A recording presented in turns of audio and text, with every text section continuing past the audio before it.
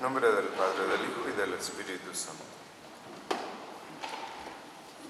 Les avisamos que todos los voluntarios o miembros de cualquier grupo deben asistir a las clases para un ambiente seguro, el sábado 7 de marzo, de las 7:30 a las 12. Si tienen preguntas, pues pueden llamar a la oficina. Y los Caballeros de Colón tienen venta de pescado los viernes de las 4 a las 8 de la tarde. Muy bien. Pues todos hemos sido llamados a la vida. Hemos sido sacados de la nada, de donde estábamos, y hemos sido traídos a la existencia. Y hemos sido traídos a la existencia con el único propósito de glorificar a Dios. Porque todo ha sido creado por Dios y todo ha sido creado para Dios, para nadie más. Todas las criaturas tienen un objeto, un propósito, un fin. Y ese fin no puede ser otra cosa que la gloria de Dios. Todo procede de Dios y todo termina en Dios. Él es el principio único y el fin total de todas las cosas. Es imposible que exista cosa alguna que no haya sido hecha por su poder. E imposible es que exista algo que no haya sido hecho para Él y para su gloria. Su poder, el poder de Dios, es el único principio de todas las cosas y su gloria es la razón de ser de todas las cosas. Entonces, Dios solo es la razón de nuestra existencia y el fin total y único de nuestra vida. No tenemos otra razón de existir que la gloria de Dios.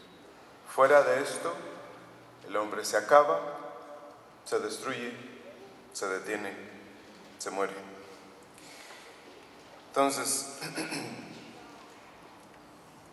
la vida, la gloria de Dios es el único fin de nuestra existencia. Si procuramos esa gloria, vivimos. Si no procuramos esa gloria de Dios, no servimos para nada y no tenemos ninguna razón de ser.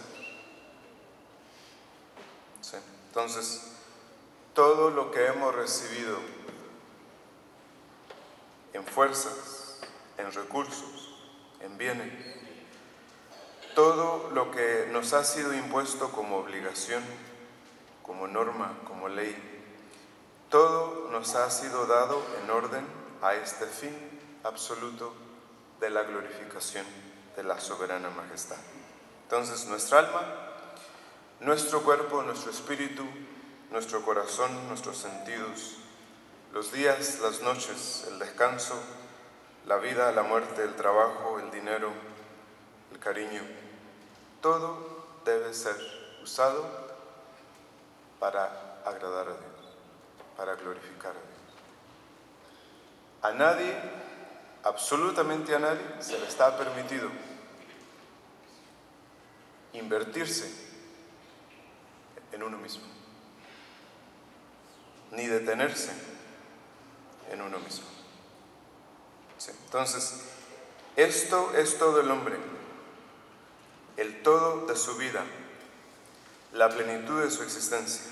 Fuera de esto, el hombre es como si no existiera. Sí. Entonces, ese es el fin primario de la existencia. El fin secundario de la existencia es nuestra felicidad, que es consecuencia de la procuración de la gloria de Dios. Nadie debe estar buscando primero salvarse, ni santificarse. nada de lo que se hace por uno mismo. ¿Sí? El fin primero de la creación no es su salvación, ni su santificación. El fin primero es la glorificación de Dios. ¿Sí? Entonces, todas las cosas que tenemos, todas las cosas que hemos logrado, lo que somos, lo que hacemos, los bienes que adquirimos, las cosas que nos pasan, todas las cosas que tenemos, que somos, que vivimos, que nos pasan, no son otra cosa que instrumentos que se nos dan para glorificar a Dios. Entonces, si ustedes se preguntan, ¿cómo se usan todas las cosas? Se usan como instrumentos para la glorificación de Dios, para lo que nos han sido dados. Esta es la única naturaleza y fin de todas las cosas.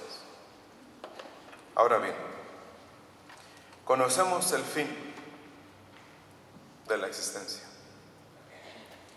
Sabemos a dónde debemos ir y hacia dónde se deben de dirigir todos nuestros esfuerzos. Pero para llegar ahí hay un camino que hay que seguir, un camino del cual es preciso no apartarse, so pena de no alcanzar el fin. Y ese camino es la voluntad de Dios. Esa voluntad de Dios es la que me señala el camino para llegar a donde debo de llegar.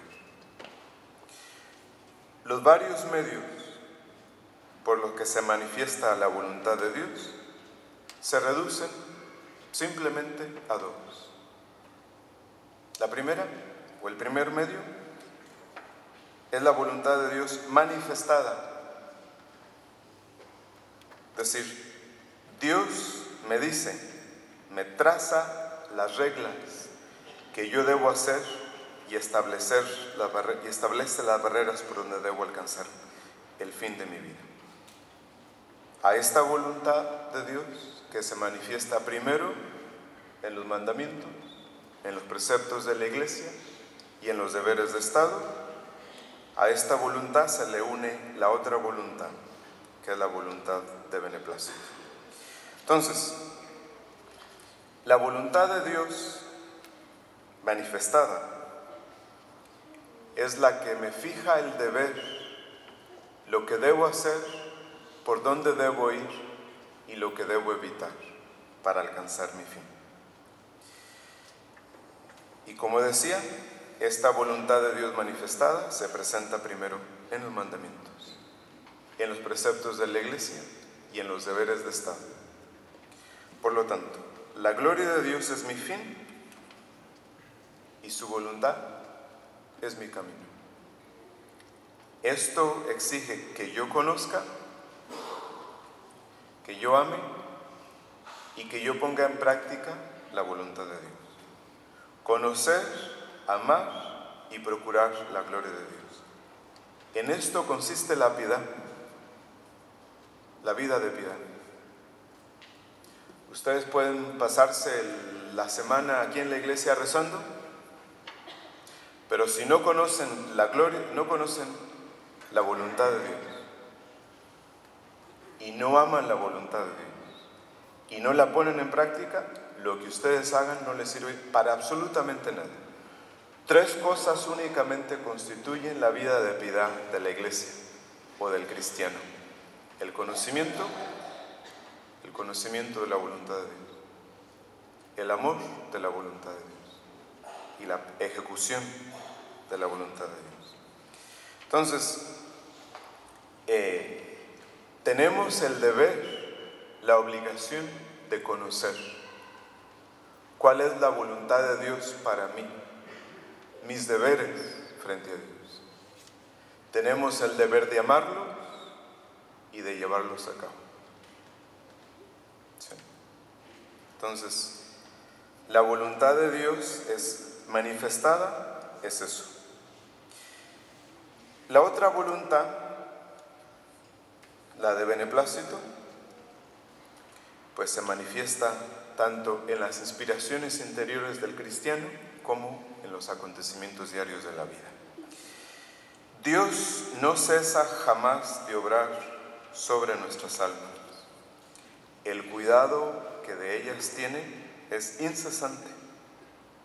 Todo le sirve a Dios para purificar, para santificar nuestras almas. Su idea es que nosotros vivamos, y no solo que vivamos, sino que vivamos para Él, que vivamos con Él, que vivamos en Él. Su idea sobre mí, sobre el estado de mi alma, sobre mi santificación, inspira y dirige, encadena todos los acontecimientos de nuestra existencia. Dios sabe muy bien en qué estado está cada una de nuestras almas. Ve lo que se debe hacer y tiene la necesidad, y podríamos decir, Dios tiene el tormento de dirigir su obra hasta su perfecta culminación. Y llevado por ese deseo, obra en cada acontecimiento, dependiendo de nuestra cooperación o de nuestra resistencia. Eso hay que entenderlo el 100%. Dios está atormentándose día y noche por ayudarnos, por purificar nuestras almas. Y no se le escapa absolutamente ningún acontecimiento para utilizarlo a ese fin. ¿Sí? Entonces, todo depende de nuestra cooperación o de nuestra resistencia, que es a veces lo que menos queremos. Lo que menos queremos. Lo queremos todo menos la voluntad de Dios. Y ahí gasta la gente toda su vida, su energía, su tiempo, detenidos en ustedes mismos. Porque Dios tiene una idea sobre sus almas y ustedes tienen otra. ¿Sí? Entonces, lo ideal sería dejarle a Dios libre el camino por la confianza. Por la confianza. Porque al final, la obra de Dios es la vida. Él es la vida. Y nosotros llegamos a tal punto, a tal grado, que llegamos a creer que Dios no es bueno para nosotros. Que Dios no busca nuestro bien. Y nos rebelamos y cuestionamos a Dios y nos detenemos y nos lamentamos y nos deprimimos y perdemos el tiempo. ¿Sí? Él hace la vida. ¿No se han dado ustedes cuenta que Dios hace la vida? ¿Sí? Si tan solo pudiéramos nosotros llegar a tener una idea de lo que Dios quiere para nuestras almas. Porque este deseo que Dios tiene no es otro que dos cosas. Dos cosas. Destruir o despojarnos del amor propio y vestirnos de Cristo. Vestirnos de Cristo. Y en este doble trabajo, pues Dios utiliza todo lo que se le pone en su camino para despojarnos de nuestro orgullo y vestirnos de Cristo. Dios utiliza todo lo que se le pone en su camino. ¿Sí? Todas las criaturas que entran en contacto con nosotros, todos los acontecimientos, las personas, las cosas, el trabajo, la muerte, el sufrimiento, la enfermedad, todo lo utiliza Él para ejecutar el deseo que Él tiene sobre nosotros. Y por eso existen estas dos cosas: el sufrimiento y el consuelo.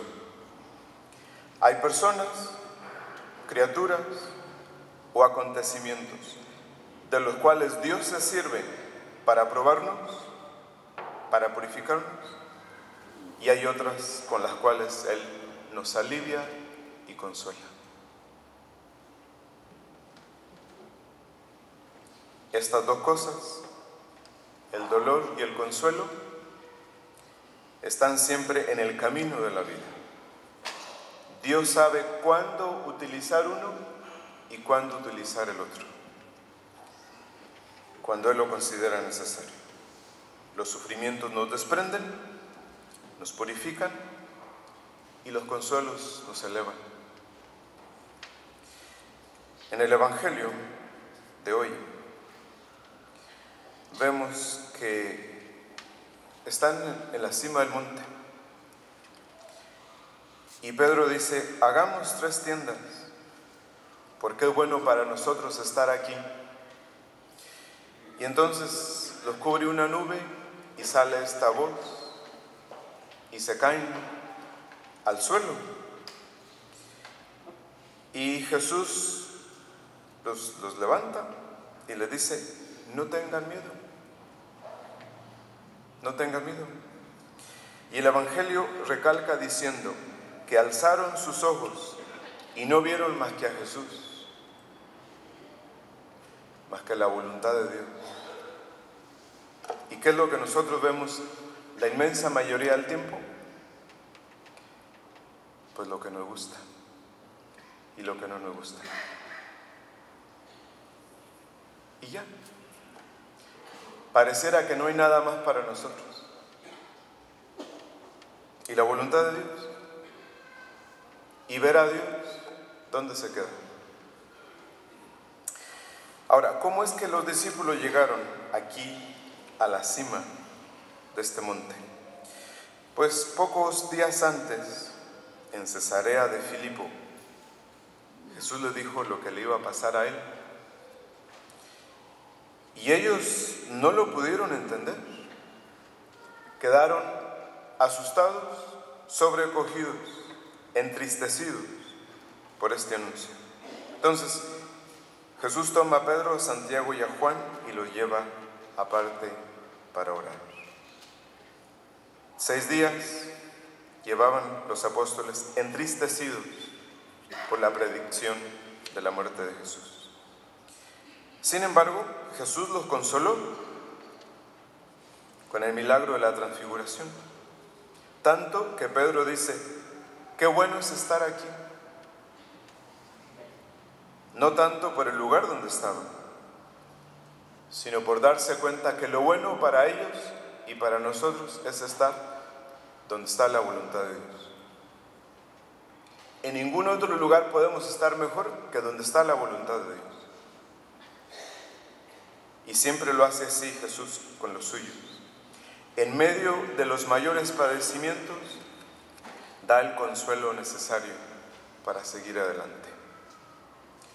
Porque lo bueno, lo que importa, no es hallarse aquí o allá, sino estar con Jesús en cualquier parte y verle detrás de todas las cosas en que nos encontremos. Si estamos con Él, es lo mismo que estemos en medio de los mayores consuelos o en la cama de un hospital en dolores indecibles. Eso es lo único que importa. Verle y vivir siempre con Él. Eso es lo único verdaderamente bueno e importante en esta vida y en la otra. Si permanecemos con Jesús en su voluntad, estaremos muy cerca de los demás y seremos felices, sea cual sea nuestro lugar y la situación en la que nos encontremos. Entonces, el pensamiento de que Dios sabe lo que hay que hacer con nuestras almas debe alentarnos a no desprender nuestra vista del último fin, de la gloria de Dios. Y con esta confianza, saber esperar y sobrellevar con alegría las dificultades y alegrías de esta vida hasta que lo encontremos todos juntos de nuevo en el cielo. En nombre del Padre, del Hijo y del Espíritu Santo.